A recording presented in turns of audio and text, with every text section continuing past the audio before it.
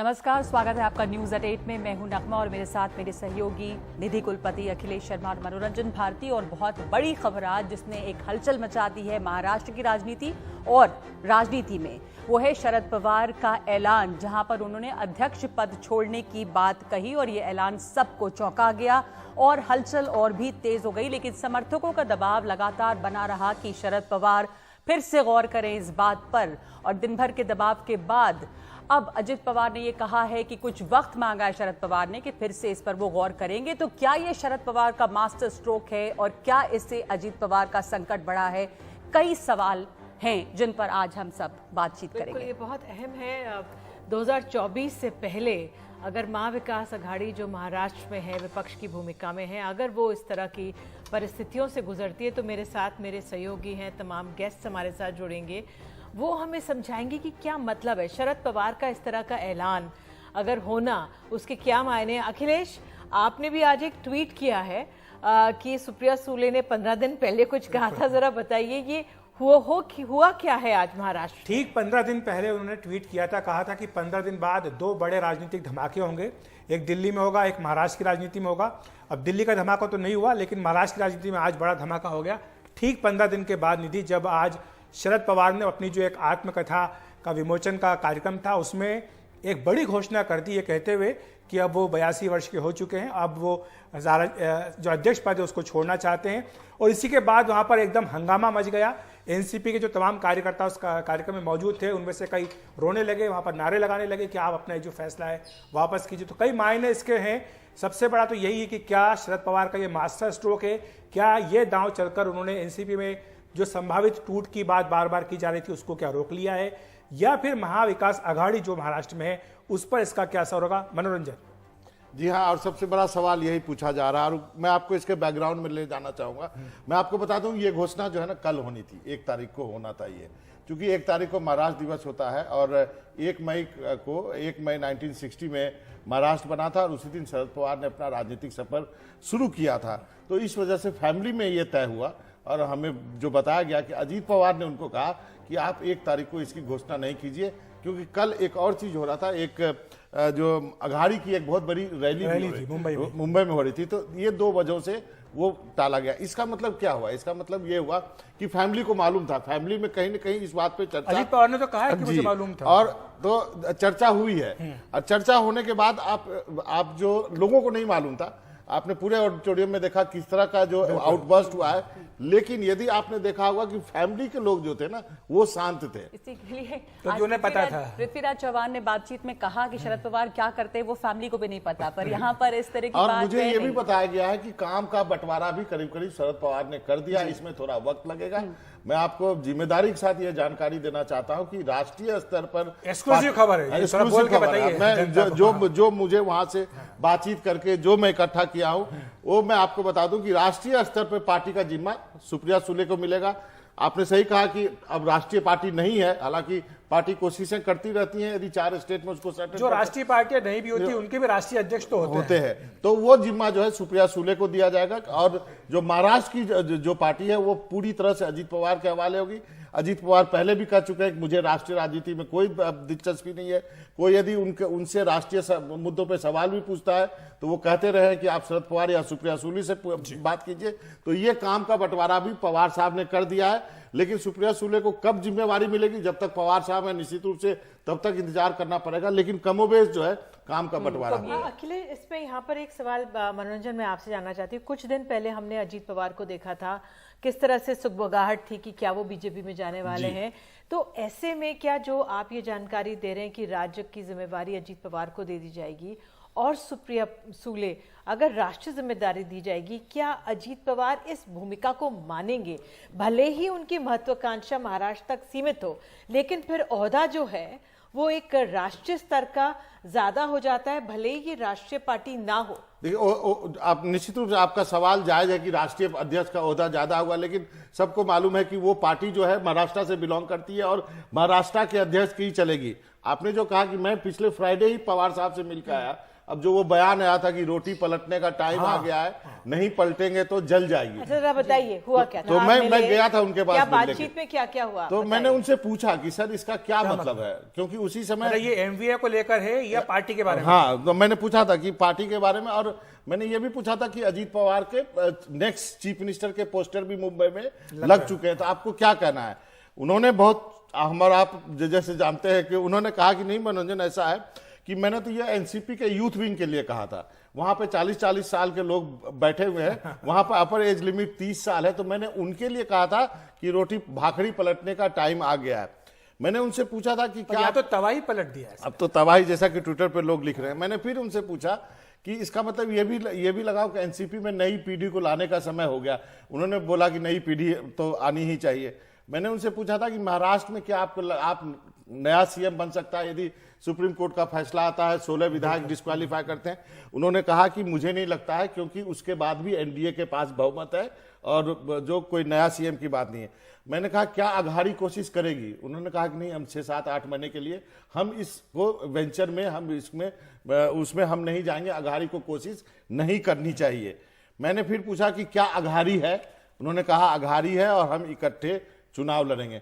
कुछ और बातें हुई नेशनल लेवल के ऊपर की कैसे ममता बनर्जी और नीतीश कुमार करें। मनोरंजन तो क्या माना जाए उनके आज के इस ऐलान से जिससे बवाल मच गया, क्या वो अपनी जो एनसीपी है उसमें फूट है उसको बचाने में कामयाब हुए? हम अघाड़ी की बात नहीं कर रहे क्योंकि महाविकास अघाड़ी की राजनीति अभी आगे कार्यक्रम में समझेंगे, लेकिन जो एक तरह से एनसीपी के विभाजन की बात हो रही थी, क्या उनके इस कदम से उस पर फिलहाल विराम लग गया? अजीत पवार को सेटबैक लगा या नहीं? नहीं, मुझे नहीं लगता। आप अपने ढंग से एनालाइज कर सकते हैं, लेकिन महाराष्ट्र की पार्टी तो अजीत पवार के पास रहेगी और वही रहेंगे और विधायक भी उनके साथ हैं, ये सब जानते हैं। एक बार पहले सबको दिखा देते हैं कि पद छोड़ने की बात शरद पवार ने किस तरह से रखी थी, ये भी एक बार देख लीजिए कि कितना ड्रामेटिक था ये, और उसके बाद चर्चा अपने जानकारों के साथ। आणि इतकी वर्ष संधी मिळाल्याच्या नंतर आणखी विरोध सरकारच्या समाजाची भूमिका मी तर कधी घेणार नाही, आणि त्यामुळं तुम्हाला अस्वस्थता कदाचित वाटेल, पण मी राष्ट्रवादी काँग्रेस पक्षाच्या अध्यक्षपदावर निवडणूक करायचा निर्णय आज घेतलेला आहे। हे जरी असलं,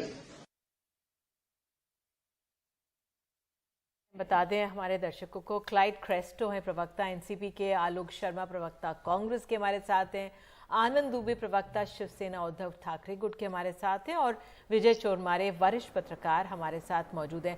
क्लाइड, मेरा पहला सवाल आप ही से है, आज के जो शरद पवार का ऐलान था उसका क्या असर हुआ? हालांकि शाम तक अजीत पवार ने कह दिया कि वो 2-3 दिन लेंगे, इस पर विचार विमर्श करेंगे। क्या कैसे देख रहे हैं एनसीपी के कार्यकर्ता? कुछ राहत है अभी कि एकदम तत्काल फैसला शरद पवार ने लिया नहीं है, सिर्फ कहा है? पहले तो जब साहब ने ये घोषणा की तो हम सब सुनकर हम बेचैन हो गए कि साहब का ये निर्णय किस लिए लिया साहब ने और इसके बाद क्या होगा। और आप देखिए जैसे कि आपके टीवी ने कवर किया, वहां पर हमारे जितने लोग थे कार्यकर्ता सब भावुक हो गए और साहब से कहने लगे कि आप ये जो निर्णय है आप वापस ले लीजिए। तो दिन भर ये सिलसिला चलता रहा और फिर बाद में शाम को अजीत दादा पवार जो है और हमारे नेतागण प्रफुल्ल पटेल साहब और जाकर पवार साहब से फिर बातचीत की। उन्होंने कहा कि देखिए ये कार्यकर्ता सब दुखी है और वहाँ बैठे हैं, काफ़ी सारे लोग सुबह से वहाँ आए थे। तो फिर साहब ने उनके जरिए एक संदेशा भेजा कि मुझे 1-2-3 दिन का टाइम वक्त दीजिए, मैं निर्णय लेता हूँ, लेकिन आप सब घर जाइए। देखिए बात आपको ये समझनी पड़ेगी, पवार साहब जो है हमारे एकदम कद्दावर नेता है, बहुत बड़े नेता है इस देश के, और वो जो जब निर्णय लेते हैं वो सोच समझ के लेते हैं। और इसीलिए कहीं ना कहीं हम सब जो कार्यकर्ता उनको एक बोलते ना एक बहुत बड़ा सदमा पहुंच गया कि साहब ने ये निर्णय लिया है। लेकिन जिस तरह से विपक्ष के लोग ये जो अटकलें लगा रहे, वहां आपको मैं बता दूं कि काफी सारे दिनों से उन्होंने अटकलें लगा रहे थे कि शायद अजीत दादा पवार कुछ निर्णय लेंगे या वहां कहीं जाने वाले हैं। मैं आपसे कहना चाहता हूं राष्ट्रवादी कांग्रेस पार्टी एकजुट है, बहुत मजबूत है, हम सब साथ है, यहाँ कोई भी तकलीफ नहीं है। पवार साहब जो है कई दिनों से ये संकेत दे रहे थे कि रोटी पलटने का टाइम आ गया है, रोटी नहीं पलटेंगे तो जल जाएगी। और आप हमें ये बता दीजिए, क्या सक्सेशन की जो रेस है क्या वो सेटल हो गई है एनसीपी में? देखिए, सक्सेशन की जो बात जो है वो आपके जरिए से हो रही है, मीडिया के जरिए से हो रही है। आज फिलहाल हमें यही सोचना है कि कार्यकर्ता की जो भावनाएं हैं, वो जो हम सोच रहे, हम जो साहब से कह रहे हैं कि आप ये निर्णय जो है वापस ले लीजिए। सक्सेशन की बात देखिए, change is the only constant, कहीं ना कहीं तो बदलाव आना चाहिए। और अगर साहब ने बता दी कि रोटी जो पलटी करनी है, वो बहुत सारे कारण से कहा है, हमारे ऑर्गेनाइजेशनल सेटअप में भी उन्होंने कहा है, लेकिन ये जो निर्णय उन्होंने लिया और आज जो घोषणा की, वो सुनकर हम भी आश्चर्यचकित हो गए और हम भी सोच रहे कि इन्होंने ये निश्चय किया है। तो लेकिन कार्यकर्ता की मांग है कि उन्होंने रिकंसिडर करना चाहिए और काफी सारी चीज जो है। ऐसा लगता है क्या विजय चोरमारे जी, जैसा क्लाइड क्रेस्टो कह रहे हैं कि अभी भी ये मतलब ये गुंजाइश बनी हुई है कि ये जो दबाव है या 2-3 दिन का वो वक्त मांग रहे हैं, तो शरद पवार जा सकते हैं वापस अपने निर्णय या ऐलान जो उन्होंने किया, वहां पे कोई गुंजाइश दिखती है आपको या तय हो गई बात? नगवा जी, मुझे लगता है हमें 2-3 दिन राह देखनी चाहिए, क्योंकि उनकी तरफ से जो ऐलान आया है, उनकी तरफ से जो कार्यकर्ताओं को आश्वासन दिया है, वो देखने के लिए वो कुछ उसमें अपना आज जो उन्होंने निर्णय डिक्लेयर किया उसमें कुछ बदलाव करेंगे या उस पर डटे रहेंगे, इसके लिए 2-3 दिन हमें राह ही देखनी चाहिए। हम इस बारे में अटकलें नहीं लगा सकते, क्योंकि जिस तरह आज शरद पवार जी ने जो एक धक्का तंत्र का अवलंब किया है, वही देखते हुए मुझे लगता है आप अटकलें लगाना जल्दबाजी रहेगी, राह देखना ही सूझबूझ का काम रहेगा। आलोक जी, आप तो ये कहेंगे ही कि ये एनसीपी का अंदरूनी मामला है, लेकिन क्या 2-3 बातें आपको परेशान करती? मैं आपको उदाहरण देता हूं कि नागालैंड में एनसीपी जो है वो सरकार में शामिल हो जाती है। इसी तरह से जब कर्नाटक का चुनाव हो रहा है तो 40 सीटों पर एनसीपी ने अपने उम्मीदवार खड़े कर दिए। माना जा रहा है कि वो अल्टीमेटली कांग्रेस को ही नुकसान पहुंचाएंगे। फिर उसके बाद जो है ये तमाम तरह की अटकलें लगती है कि अजीत पवार जो है वो बीजेपी के साथ हाथ मिला सकते हैं, और अब शरद पवार का ये ऐलान कि वो पार्टी के अध्यक्ष पद छोड़ रहे हैं। क्या ये सारी बातें आपको लगता है कि एमवीए जो है महाविकास आघाड़ी, उसके भविष्य के ऊपर एक प्रश्न चिन्ह लगाती है? देखिए अखिलेश जी, 2-3 प्रश्नों के तो आपने स्वयं ही उत्तर दे दिए कि भाई एनसीपी का, हम तो स्वयं कह रहे हैं कि कहीं ना कहीं उनका आपस का अंदरूनी मामला है। क्या कारण है कि जो घटनाक्रम चल रहा है उस पर तो क्लाइव भाई ज्यादा अच्छा बता सकते हैं, मुझे नहीं मालूम। दूसरा, आपने कहा कि कल को ये बीजेपी के साथ ज्वाइन कर लेते हैं, तो स्वाभाविक है कि अगर ऐसा होता है, जबकि मुझे कहीं दूर दूर तक ऐसा होता हुआ नजर नहीं आ रहा है, हाइपोथेटिकल क्वेश्चन है, लेकिन आपका प्रश्न है तो मैं उत्तर दूंगा कि अगर ऐसा होता है तो जरूर कहीं ना कहीं दिक्कत होगी। तीसरे प्रश्न आपका जो आया कि भाई अगर वो सब टूट जाते हैं या महाविकास आघाड़ी को क्या होगा, मुझे नहीं लगता कि ये अभी तक उतने दूर की बात है। नहीं आलोक जी, एक सीधा सा सवाल पूछा था कि 40 उम्मीदवार एनसीपी ने खड़े कर दिए हैं, वो किसका वोट काटेगा? और नागालैंड में एनसीपी सरकार में शामिल हो जाती है जिसमें बीजेपी भी हिस्सा है। देखिए ये तो अब एनसीपी बेहतर बता सकती है कि वो ऐसा क्यों कर रही है जी। एक तरफ आप एनडीए के साथ जा रहे हैं, एक तरफ आप यूपीए के साथ जा रहे हैं, तो एनसीपी बेहतर बता सकती है कि उनके मन में क्या है। हम तो कहेंगे कि आज जो फिर का परत ताकतें हैं। आलोक जी, चिंता की बात क्या कांग्रेस के लिए, क्या आपकी दूसरी रणनीति होगी? ठीक है, जो एनसीपी करे, लेकिन जब जेपीसी वाला मसला था जिसको कांग्रेस ने इतनी पुरजोर तरीके से उठाया और उस पर शरद पवार ने कहा था कि जेपीसी पढ़ना नहीं चाहिए, हालांकि बाद में वो कांग्रेस के साथ एक मसले पर खड़े हो गए, लेकिन क्या तब से अब कांग्रेस की क्या तैयारी, कांग्रेस किस तरह से अपनी स्थिति को और मजबूत बनाएगी, उस लिहाज से आपका क्या आंकलन?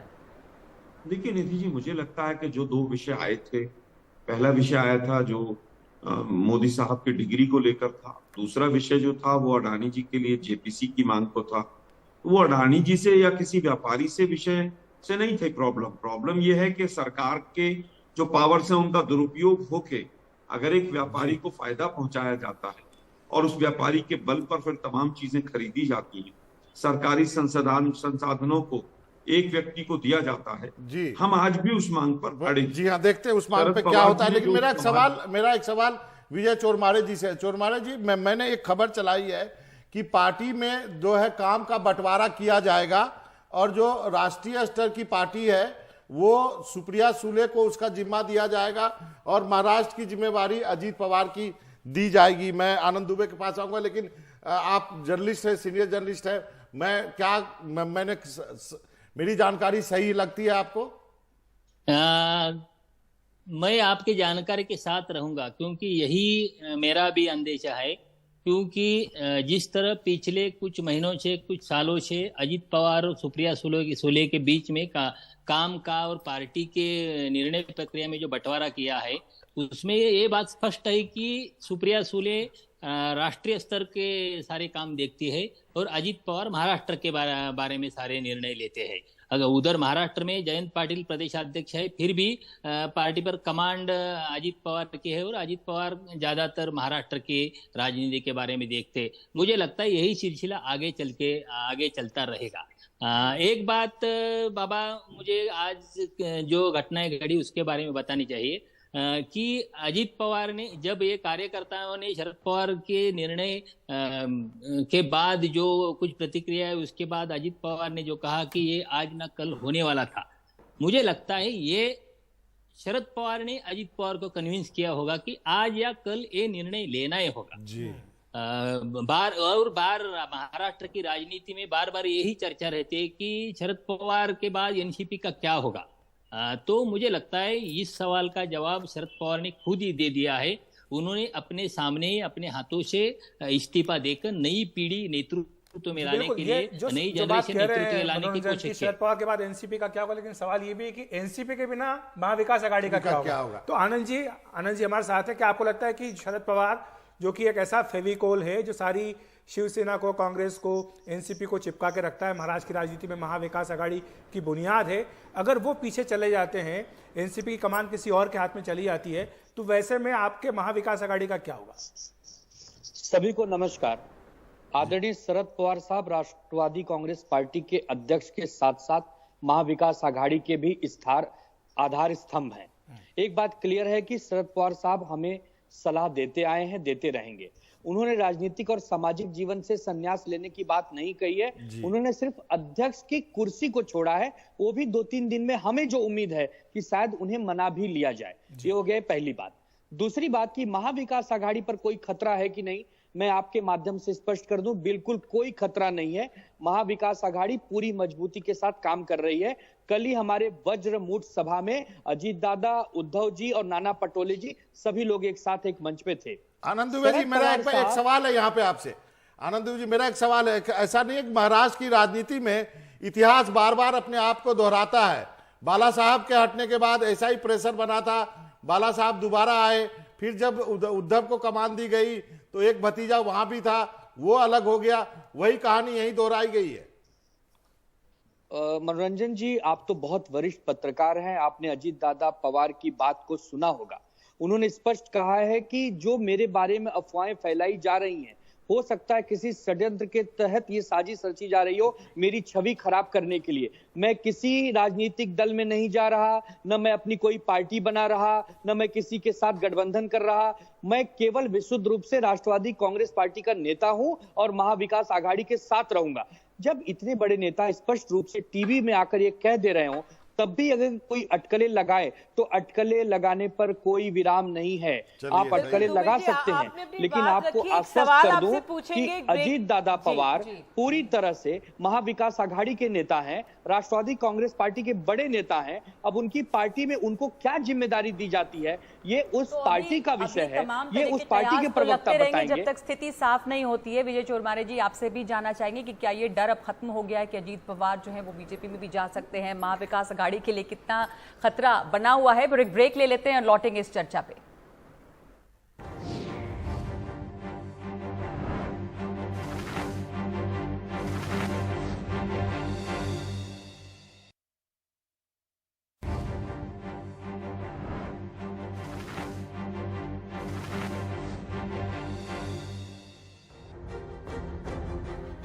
तो आज महाराष्ट्र की राजनीति में बड़ा धमाका हुआ है। शरद पवार ने पार्टी अध्यक्ष पद से इस्तीफे की बात कही है, कहा कि वो पद पर नहीं रहना चाहते। हमारे साथ महाराष्ट्र सरकार में वरिष्ठ मंत्री और बीजेपी के वरिष्ठ नेता सुधीर मुनगंटीवार साहब हैं।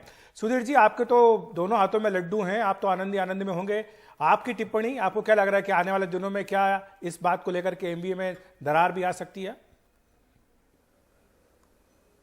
देखो, आनंद रहने का कोई सवाल नहीं। भारतीय जनता पार्टी अपना काम करती है, जनसेवा करती है, देश को आगे बढ़ाने का काम करती है, बाकी पार्टियों में क्या चलता है इसका प्रभाव भारतीय जनता पार्टी पे नहीं होता।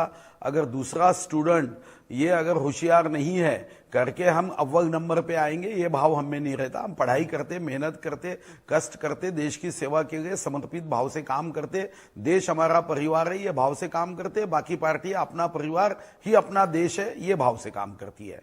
अब वो पार्टी से आपने भी देखा कि वो तो 4 MP 5 MP इससे ज्यादा तो जाती नहीं है, तो इतनी बड़ी संसद में 5 MP की वाली पार्टियों से ना हमें फायदा है ना डर है।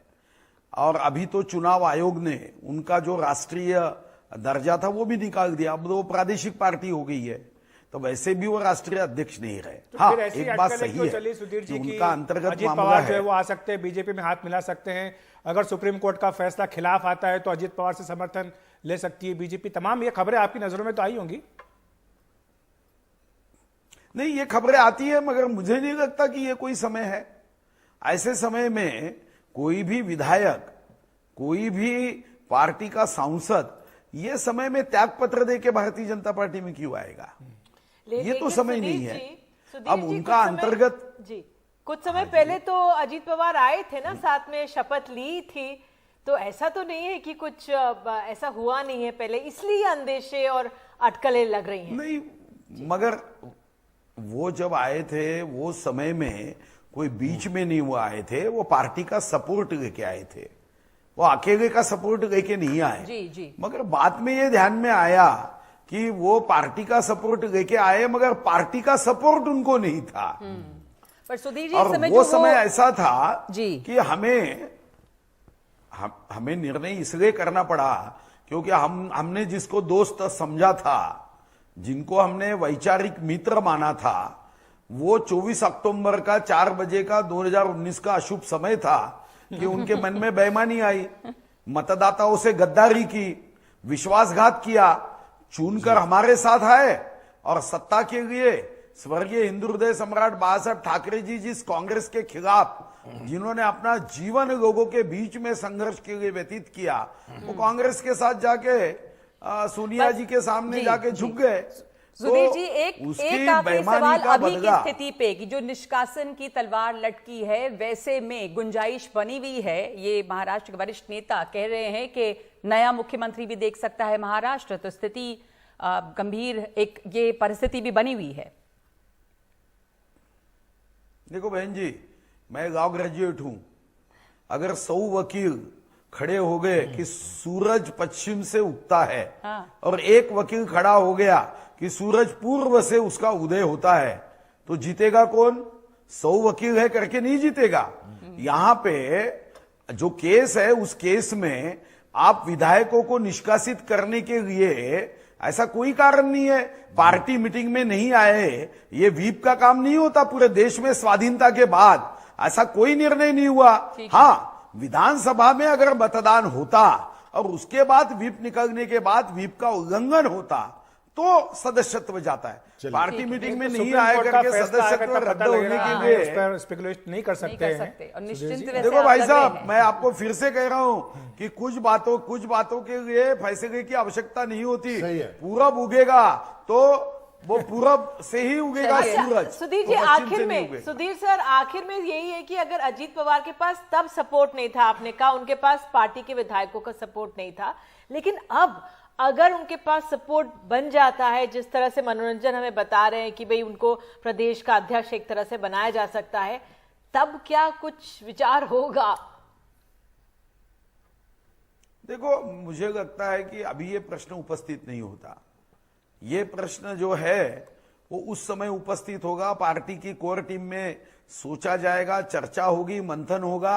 आज ये प्रश्न उपस्थित नहीं होता है कि उनके साथ विधायक है क्या, राष्ट्रवादी है क्या, हमको आवश्यकता है क्या। हमारी कोशिश तो यही है कि भारतीय जनता पार्टी और एकनाथ शिंदे जी की शिवसेना मिलकर हम जनता का दिल जीत पाए। हम अगर जनता का दिल जीतेंगे तो चुनाव जीतना आसान है, वो बाय प्रोडक्ट। लेकिन राजनीति में कभी किसी बात से इनकार नहीं कर सकते।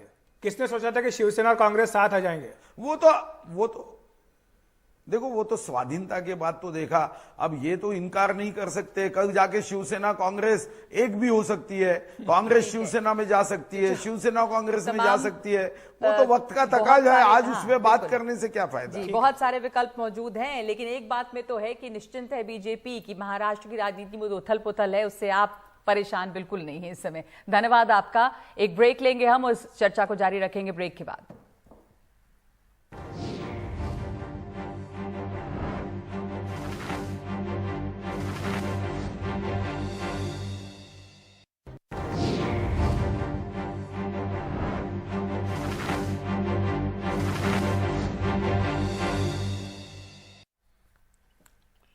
तो हम जो है शरद पवार के बाद उपजी परिस्थितियों पे बात कर रहे हैं। एनसीपी के क्लाइड हमारे साथ है। क्लाइड, क्या हम माने कि संकट अगले 2-3 दिनों में सब कुछ नॉर्मल हो जाएगा एनसीपी में?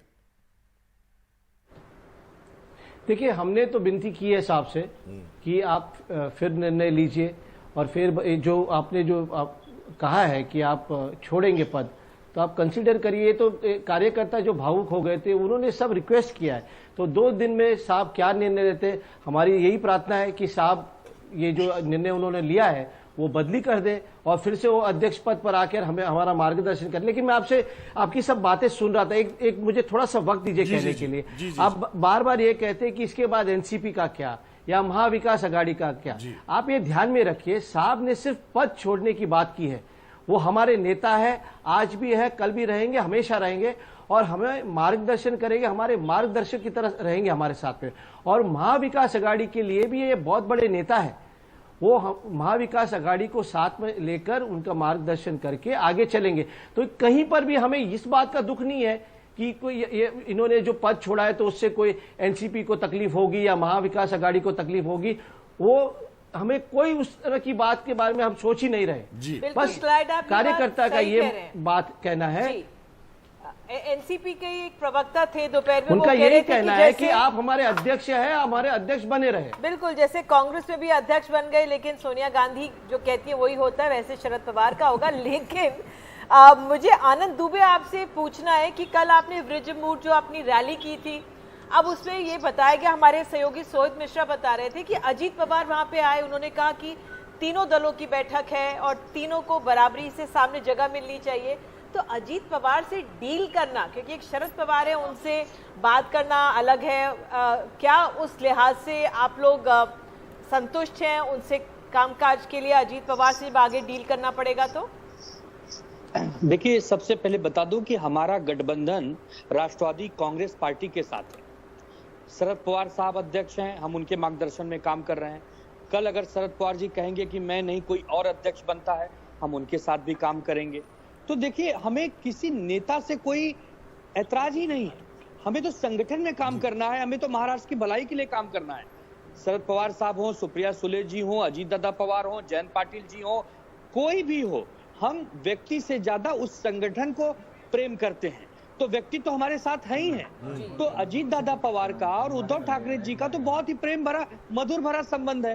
हमेशा वो दोनों कल भी मुस्कुरा कर दोनों जन बात कर रहे थे। आप भी कि कोई समस्या होगी नहीं, चाहे वहाँ पे शरद पवार हो या अजीत पवार हो, ऐसा मधुर संबंध जो है वो बना रहेगा। पर जिस तरह का एक जो उथल पुथल दिख रही है यहाँ पर विपक्ष में, उससे आपको नहीं लगता बीजेपी, जैसा अखिलेश कह रहे थे कुछ देर पहले, उनके दोनों हाथों में लड्डू है? अरे भाई, कैसा उथल? आलोक जी आलोक शर्मा है यहाँ पे। मुझे लगता है कि इस तरह की स्थितियां उथल पुथल तो बीजेपी में हो रही है ना, वो घबराहट वही हो रही है। निधि जी की टिप्पणी पर मुझे थोड़ी सी आपत्ति है कि जो व्यक्ति 7 बार एमएलए रहा हो, 3 बार सांसद रहा हो, उसके लिए इस तरह की टिप्पणी करना ठीक नहीं है। मैं कहूँ कि एनडीटीवी में सारे आलोक जी, हमारे किसी ने कहा था, आलोक जी मैंने वो कहा कि हमारे यहाँ शो में दोपहर में किसी ने कहा था एनसीपी के, उन्होंने, इसलिए मैं आपको बता रही हूँ, वो मैंने बात दोहराई। चलिए, अब इस सवाल का जवाब दीजिएगा आप आलोक जी। मैं कहूँगा किसी ने कहा था तो वो उसको आप रिपीट करें तो आपकी मोहर लग जाती है, वो थोड़ा सा अवॉइड कर दिया। आलोक जी जल्दी चोरमोड़े साहब के पास जाना है। अब जवाब दिए आलोक जी। जी आलोक जी, खत्म करें। देखिए, मुझे लगता है कि कोई महाविकास आघाड़ी पे कहीं पर किसी तरह की कोई दिक्कत नहीं है और सब मिलकर 2024 का भी चुनाव लड़ेंगे और बीजेपी की जो भ्रष्ट सरकार केंद्र में चल रही है, सब मिलकर उसको उखाड़ेंगे और महाराष्ट्र में शरद पवार जी का मार्गदर्शन महाविकास आघाड़ी को पूरा रहेगा उनके यहाँ का इंटरनल मैटर है। मुझे नहीं लगता, मुझे तो ऐसा लग रहा है कि जिस तरह से आज तमाम कार्यकर्ताओं ने उनसे निवेदन किया है, शायद वही वापस कमान संभाल लेंगे। और आप निश्चिंत मानिए कि 2 दिन पहले जो रैली हुई है उसका प्रारूप देखकर लग रहा है कि लोकसभा का बीजेपी का खाता खुलना मुश्किल हो जाएगा। बहुत अच्छी बात है। यहीं पर एक फाइनल वर्ड लेते हैं विजय सर, आपसे फाइनल वर्ड क्या होगा अगले 2 दिनों में, थोड़ा रोड मैप बता दीजिए। मुनगंटीवार साहब ने बहुत ही जोश में आके बातें की, मगर उनके केंद्रीय नेतृत्व को महाराष्ट्र की चिंता है और मुझे लगता है एकनाथ शिंदे के गुट के साथ आने पर उनका लोकसभा का इक्वेशन नहीं बनता। उन लोकसभा के लिए उन्हें जितने आंकड़े चाहिए वो नहीं मिल सकते जी। इसलिए मुझे लगता है कि बीजेपी को किसी और सपोर्ट की जरूरत है और इसीलिए वो अजित पवार की तरफ देखते हैं। मगर ये सारा गणित जो सुप्रीम कोर्ट का रिजल्ट है, सुप्रीम कोर्ट का रिजल्ट आने के उस पर ही क्लाइड आप कुछ कहना चाहते हैं? विजय सर, क्लाइड कुछ कहना चाहते हैं? बस 50 सेकेंड जी क्लाइड। जल्द आपसे एक बात कहना चाहता हूं। हम सब बात करते हैं क्या एनसीपी में अनबन है, ये है वो है, कर रहे हैं, लेकिन आपसे मैं एक बात जो आपके चैनल ने चलाई और प्रिंट में भी आया है कि देवेंद्र फडणवीस जी ने एक बयान किया था कि आने वाले 2024 के चुनाव जो है विधानसभा के, वो हम एकनाथ शिंदे जी के नेतृत्व में लड़ेंगे। उसी दिन शाम को महाराष्ट्र बीजेपी के अध्यक्ष जो है बावनकुळे जी ने कहा ये सब निर्णय यहां नहीं ले जाएंगे, ये सेंट्रल जो पार्लियामेंट्री कमेटी है बीजेपी की वो लेंगी। तो देखिए अनबन आपस में है। एक माजी मुख्यमंत्री जो पूर्व मुख्यमंत्री कहता है कि भाई इनके नेतृत्व में काम करेंगे और अभी तत्कालीन जो अध्यक्ष है वो कहते हैं ये निर्णय ये नहीं ले सकते, ये सेंट्रल एजेंसी लेगी। तो अनबन तो बीजेपी में चल रही है और बीजेपी घबराई हुई है कि महाविकास आघाड़ी एकजुट मिलकर बहुत ताकत से लड़ रही है। तो मुनगंटीवार जो एकदम ताव में आकर बात कर रहे थे, शायद उन्होंने घर जाकर पहले अपने लोगों से बात करते हैं।